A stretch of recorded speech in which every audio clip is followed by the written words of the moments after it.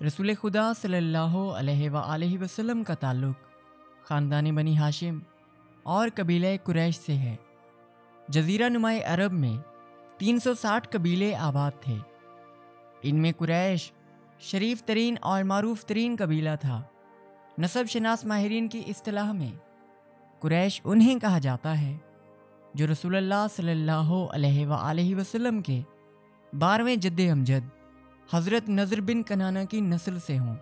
آپ صلی اللہ علیہ وآلہ وسلم کے چوتھے جد اعلیٰ حضرت قصی بن کلاب کا شمار قبیلہ قریش کے معروف اور سرکردہ افراد میں ہوتا تھا۔ انہوں نے ہی کعبے کی تولیت اور کنجی قبیلہ خزاع کے چنگل سے نکالی تھی اور حرم کے مختلف حصوں میں اپنے قبیلے کے افراد کو آباد کر کے کعبے کی تولیت سنبھالی تھی۔ قصی بن کلاب وہ پہلے شخص تھے جنہوں نے قبیلہ قریش کو عزت و آبرو بخشی اور اس کی عظمت کو اجاگر کیا۔ قبیلہ قریش میں بھی خاندان بنی ہاشم سب سے زیادہ نجیب و شریف شمار ہوتا تھا۔ رسول اللہ صلی اللہ علیہ وآلہ وسلم کے آباء و اجداد مورخین نے رسول اللہ صلی اللہ علیہ وآلہ وسلم کے آباء و اجداد میں حضرت عدنان تک 21 پشتوں کے نام بیان کیے ہیں۔ درج ذیل ترتیب وار اسماء پر سب مورخین متفق رائے ہیں۔ حضرت عبداللہ، حضرت عبد المطلب، حضرت ہاشم، حضرت عبد المناف، حضرت قصی، حضرت کلاب، حضرت مرہ، حضرت کعب، حضرت لوی، حضرت غالب، حضرت فہر، حضرت مالک، حضرت نضر، حضرت کنانہ، حضرت خزیمہ، حضرت مدرکہ، حضرت الیاس، حضرت مزر، حضرت نزار، حضرت ماد اور حضرت عدنان۔ حضرت عدنان سے اوپر حضرت ابراہیم علیہ السلام تک اور حضرت ابراہیم علیہ السلام سے حضرت آدم علیہ السلام تک کی ترتیب کے بارے میں اختلاف ہے۔ اس سلسلے میں رسول اللہ صلی اللہ علیہ وآلہ وسلم کی ایک روایت بھی بیان کی گئی ہے۔ رسول خدا صلی اللہ علیہ وآلہ وسلم نے فرمایا، جب میرے نسب کے بارے میں حضرت عدنان تک پہنچو تو توقف کرو اور آگے مت بڑھو۔ ہم یہاں مختصر طور پر آپ صلی اللہ علیہ وآلہ وسلم کے چند قریبی آباء و اجداد کا حال بیان کریں گے۔ حضرت عبد المناف، حضرت قصی کے عبد الدار، عبد المناف، عبد العزیز اور عبد قصی نامی 4 فرزند تھے، جن میں حضرت عبد المناف سب سے زیادہ شریف، محترم اور بزرگ سمجھے جاتے تھے۔ حضرت عبد المناف کا اصل نام مغیرہ تھا۔ انہیں اپنے والد محترم کے ہاں نیز لوگوں کے درمیان خاص مرتبہ و مقام حاصل تھا۔ وہ بہت زیادہ سخی اور وجیح انسان تھے، اسی وجہ سے انہیں فیاض اور قمر البطحاء کے القاب سے نوازا گیا ہے۔ پرہیزگاری، خوش اخلاقی، نیک چلن اور صلہ رحمی جیسے اوصاف کی طرف دعوت ان کی زندگی کا شعار تھا۔ ان کی نظر میں دنیاوی مقامات و مراتب کوئی اہمیت نہیں رکھتے تھے۔ وہ اہل منصب لوگوں سے حسد بھی نہیں کرتے تھے، اگرچہ کعبے کے تمام عہدے اور مناصب ان کے بڑے بھائی عبد الدار کے پاس تھے، مگر ان کو اپنے بھائی سے کوئی شکایت نہیں تھی۔ حضرت ہاشم، حضرت قصی کے فرزند، مکہ سے متعلق معاملات اور کعبے کی تولیت اور انتظام جیسے امور کو کسی اختلاف و قضیے کے بغیر انجام دیتے رہے، مگر ان کی وفات کے بعد عبد الدار اور عبد المناف کی اولاد کے درمیان کعبے کے عہدوں کے بارے میں اختلاف ہو گیا۔ بالآخر اتفاق اس بات پر ہوا کہ کعبے کی تولیت اور دار الندوہ کی صدارت عبد الدار کے فرزند ہی کے پاس رہے اور حاجیوں کو پانی پلانے نیز ان کی پذیرائی کا معاملہ حضرت عبد المناف کے لڑکوں کی تحویل میں دے دیا جائے۔ حضرت عبد المناف کے فرزندوں میں یہ عہدہ حضرت ہاشم کے سپرد کیا گیا۔ حضرت ہاشم اور ان کے بھائی عبد الشمس جڑواں پیدا ہوئے تھے۔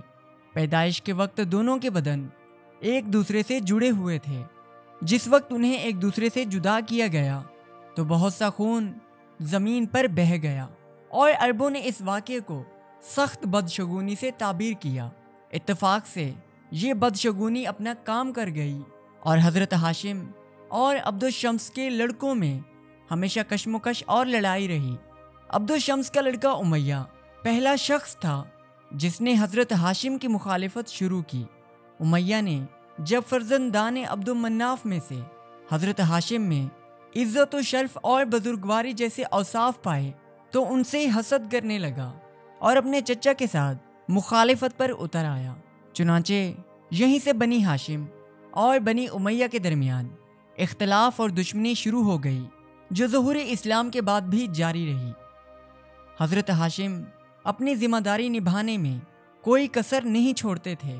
چنانچہ جیسے ہی حج کا زمانہ شروع ہوتا، وہ قبیلہ قریش کی پوری طاقت و توانائی سے اور تمام وسائل و امکانات حجاج بیت اللہ کی خدمت کے لیے بروئے کار لاتے اور زمانہ حج کے دوران جس قدر پانی اور خوراک کی انہیں ضرورت ہوتی وہ حاجیوں کو فراہم کرتے۔ لوگوں کی خاطرداری، مہمان نوازی اور حاجت مندوں کی مدد کرنے میں وہ بے مثال تھے۔ اسی وجہ سے انہیں سید البطحاء کے لقب سے یاد کیا جاتا ہے۔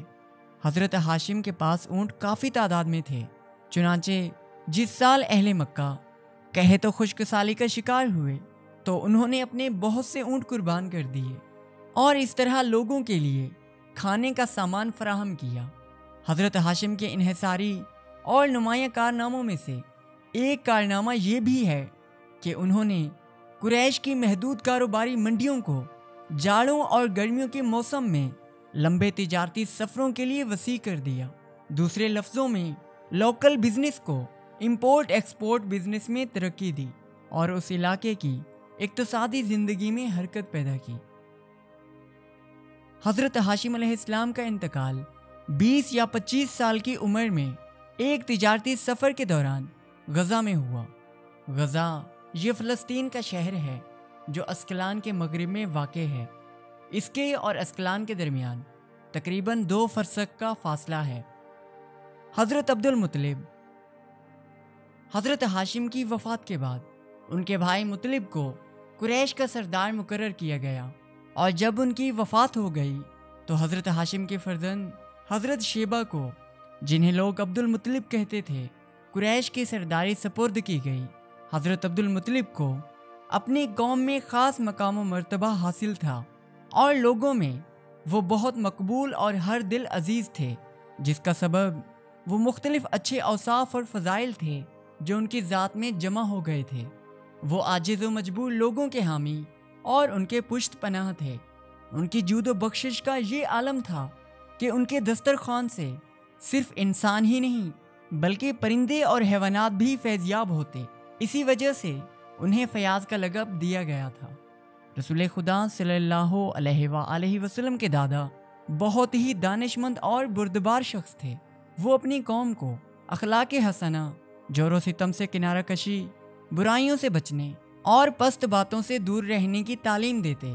ان کا موقف یہ تھا کہ ظالم آدمی اپنے کیے کی سزا اسی دنیا میں ہی پاتا ہے، اور اگر اسے اپنے کیے کا بدلہ اس دنیا میں نہیں ملتا تو آخرت میں یہ سزا اسے ضرور ملے گی۔ اپنے اس عقیدے کی بنا پر نہ تو کبھی شراب کو ہاتھ لگایا، نہ کسی بے گناہ کو قتل کیا، اور نہ ہی کبھی کسی برے کام کی طرف رغبت کی، بلکہ اس کے برعکس انہوں نے بعض ایسے نیک کاموں کی بنیاد رکھی جن کی دین اسلام نے بھی تائید کی۔ ان کی قائم کردہ بعض روایات درج ذیل ہیں۔ باپ کی کسی زوجہ کو بیٹے کے لیے حرام کرنا، مال و دولت کا 5واں حصہ خمس راہ خدا میں خرچ کرنا، زمزم کا سقایت الحاج نام رکھنا، قتل کے بدلے 100 اونٹ بطور خون بہا ادا کرنا، کعبے کے گرد 7 مرتبہ طواف کرنا۔ البتہ تاریخ کی دیگر کتابوں میں ان کی قائم کردہ دیگر روایات کا بھی ذکر ملتا ہے، جن میں سے چند یہ ہیں: منت مان لینے کے بعد اسے پورا کرنا، لڑکیوں کے قتل کی ممانعت اور مذمت، شراب و زنا کو حرام قرار دینے کا حکم جاری کرنا، اور برہنہ ہو کر کعبے کا طواف کرنے کی ممانعت وغیرہ۔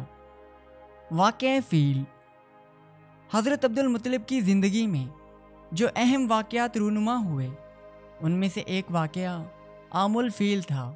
اس واقعے کا خلاصہ یہ ہے کہ یمن کے حکمران ابرہہ نے اس ملک پر اپنا تسلط برقرار کرنے کے بعد یہ محسوس کیا کہ اس کی حکومت کے گرد و نواح میں آباد عربوں کی خاص توجہ کعبے پر مرکوز ہے اور ہر سال کثیر تعداد میں لوگ اس کی زیارت کے لیے جاتے ہیں۔ اس نے سوچا کہ عربوں کا یہ عمل اس کے اور نیز ان حبشی لوگوں کے لیے جو یمن اور جزیرہ نمائے عرب کے دیگر مقامات پر آباد ہیں کوئی مصیبت پیدا نہ کر دے۔ چنانچہ اس نے یمن میں کلیس نام کا بہت ہی بڑا گرجا گھر تیار کیا اور لوگوں کو وہاں آنے کی دعوت دی تاکہ کعبہ جانے کی بجائے لوگ اس کے بنائے ہوئے کلیسا میں زیارت کی غرض سے آئیں۔ لیکن لوگوں نے نہ صرف اس کی اس دعوت کی طرف کوئی توجہ نہیں دی تھی بلکہ الٹا اس کے کلیسا کی بھی توہین کی گئی تھی۔ لوگوں کے اس رویے سے ابرہہ کو سخت غصہ آیا اور اس نے فیصلہ کیا کہ لوگوں کے اس جرم کے بدلے میں کعبے کا وجود ہی ختم کر دے گا۔ اس مقصد کے تحت اس نے عظیم لشکر تیار کیا جس میں جنگجو ہاتھی پیش تھے۔ پورے جنگی ساز و سامان سے لیس ہو کر وہ مکہ کی جانب روانہ ہوا۔ سردار قریش حضرت عبد المطلب اور اہل مکہ کو جب ابرہہ کے ارادے کا علم ہوا تو انہوں نے شہر خالی کر دیا اور نتیجے کا انتظار کرنے لگے۔ جنگی ساز و سامان سے لیس اور طاقت کے نشے میں چور ابرہہ کا لشکر جب کعبے کی طرف بڑھا تو ابابیل جیسے پرندوں کے جھنڈ اپنی چونچوں اور پنجوں میں کنکریاں لے کر اس کے لشکر پر چھا گئے اور انہیں ان پر برسانا شروع کر دیا، جس کی وجہ سے ان کے جسم ایسے چرمرا گئے جیسے چبائے ہوئے پتے۔ یہ واقعہ بیست سے 40 سال قبل پیش آیا۔ چنانچہ عربوں نے اس واقعے سے اپنی تاریخ شروع کر دی جو رسول خدا صلی اللہ علیہ وآلہ وسلم کے مکہ سے مدینہ کی جانب ہجرت تک جاری رہی اور واقعات اسی سے منسوب کیے جانے لگے۔